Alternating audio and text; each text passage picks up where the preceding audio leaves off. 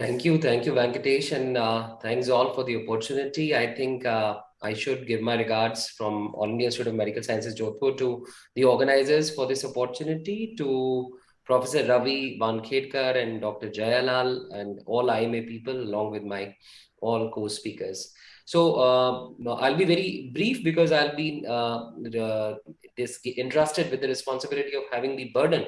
So I would like to share my screen now, and Venkatesh, please help me to know whether it is visible or not. Are Yes, my sir. Yes, sir. slides visible? Yes, sir. Yes, sir. Perfect. Great. So for the next 3, 4, 5 minutes, what I will do is that I'll take you to the burden of NCDs in though it's youth, but we all know that in different part, I'll try to cover up as far as possible that what's the current burden of NCD disease. So if you look at the World Health Organization data, as Professor C.M. Singh was also saying, and Professor Jayalal was also saying, that it is actually the NCD which is killing more number of people than the communicable disease. Though 2019 and after 2020, COVID-19 has taken a kind of an attention from NCD to CD, but still the data, as we know, is more towards the NCD, which as per the WHO or CDC. So each year, if you look at the kind of age bracket, it's the youth actually 30 to 69 years of age group, where we find that the 15 million or over 15 million people are dying due to NCD. And as Professor CM Singh was telling that it's about 85% of them are from the low or middle income countries. So that gives a kind of a value to this, that these are those countries where there is a case of food insecurity also, as well as there are the other burdens also. So if we look at the kind of the risk factors which led to these NCDs, these are tobacco or substance use, physical inactivity, and unhealthy diets. And I'll take you to the next slide where you find that Gate survey showing that now the incidence or the kind of a prevalence of substance abuse is being decreasing. So it's more towards the unhealthy diet. I think this seminar or webinar today will address that FOPL issue more, because that's the most important part which we are finding today. So if you look at this clip art, which I try to show, is these are the three important factors. One is the kind of the lifestyle, which is the sedentary lifestyle, the kind of food which we are taking in terms of what we call as the fast food, or what we call as this kind of food. Though we always say it's not about fast, it's about junk food which has been happening, and the kind of the obesity, which is a kind of a risk factor. So if you look at the data which International Diabetic Foundation produces, it says that India is currently having 15% of Indian children as obese, and which is actually second to China only. And if you look at the kind of a diabetic incidence or prevalence, it is around 73 million diabetic cases, which is again next to China. The unfortunate part is that we are actually having this projection that by 2045 the number is going to be doubled, and it's around 134 million. And the kind of deaths which we propose, or which we thought, which we actually estimated, and which found to be true in 2019, were 15 lakh deaths due to diabetes, and it was a 5% increase in just 16 years, which we've seen in India. So when we say NCD, as Professor Jayala was saying, that NCDs more or less are the four which we say about the cardiovascular causes, which is around the 50% of the entire burden of NCD, and around 1/4, which is from the respiratory, 12% cancers, and around diabetes. If you look at the hypertension prevalence, as I was about to speak on the numbers game only, it's around 220 million people with hypertension.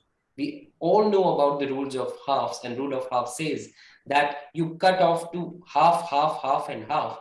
And we all know that it's just 12% of the people in world where we find that they are actually having their hypertension control. If you look at the kind of daily losses from 1990 to 2016, we find that it is about diabetes and the IHD or cardiovascular causes.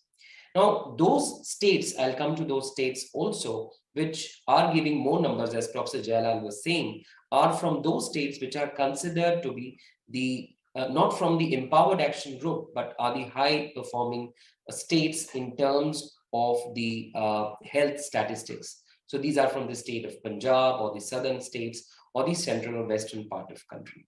And as we all know that currently a new entity has been emerged, which is by the name of NAFLD, or non-alcoholic fatty liver disease, which is also being added to these non-communicable diseases, where the prevalence is increasing so far. When I was a student 27 years back, then we were taught only this thing in medicine schools, that if you are having a case of liver cirrhosis or fatty liver, it is mostly due to alcoholism. But now we are finding that it's more about the diet, or it's more about the lifestyle, or more about the kind of these risk factors which are actually adding the risk of fatty liver and also liver cirrhosis. So if you look at the kind of a transition from 1990 to 2016, you can see the kind of greenness which has been coming down. Green means these communicable disease, and those yellow, which is actually the non-communicable disease burden, where you are finding that this green pie is half. So almost half is in these 20 years or 30 odd years, you are finding that it's been half, and this yellowness or this NCD prevalence is increasing.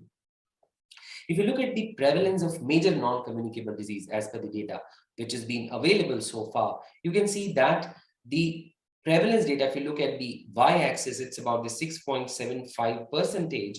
It's been increasing more in chronic kidney diseases, and which is followed by the chronic respiratory diseases, cardiovascular diseases, diabetes, and stroke. And you can see that the kind of graph is increasing cumulatively every year, increasing the prevalence of non-communicable disease.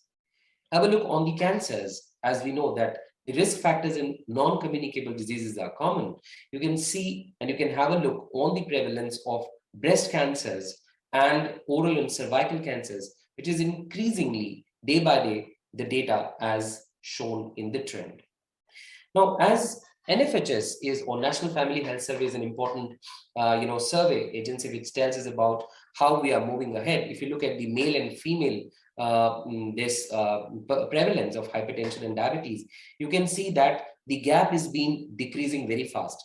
Because earlier, if you remember, we always say that one of the risk factors is the male gender, which adds to the risk of hypertension and diabetes. But you can see that this gap is being decreasing every year, and NFHS is showing that it has been increased from 13.6 to 21.4 in males and 8.8 to 17.6, almost double in female genders, both in hypertension as well as in diabetes mellitus.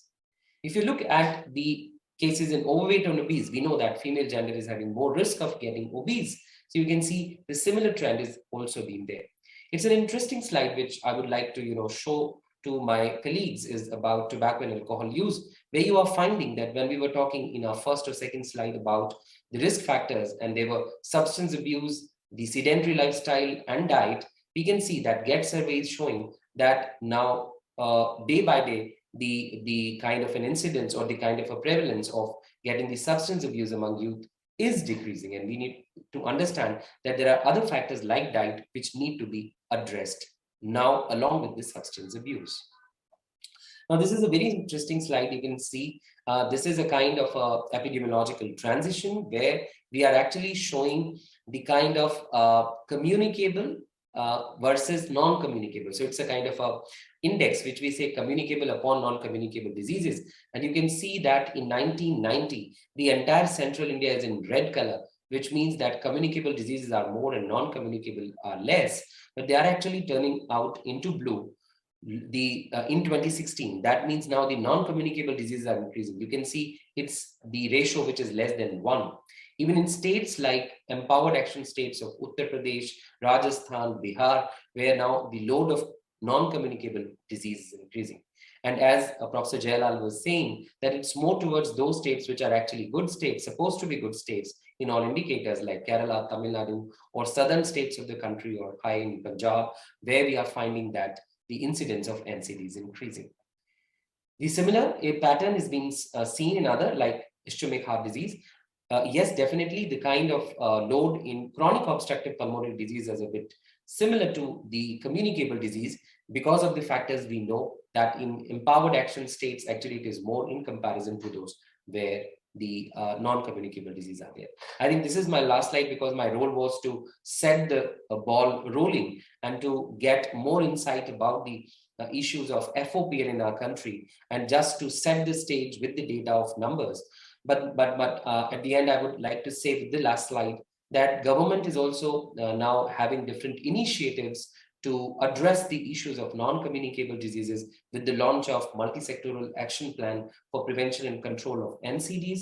We have initiatives which are specifically addressing the hypertension with IHCI guidelines, where they are working hard towards the stroke registry program, and also the incorporation of NAFLD in the NPCDCS program.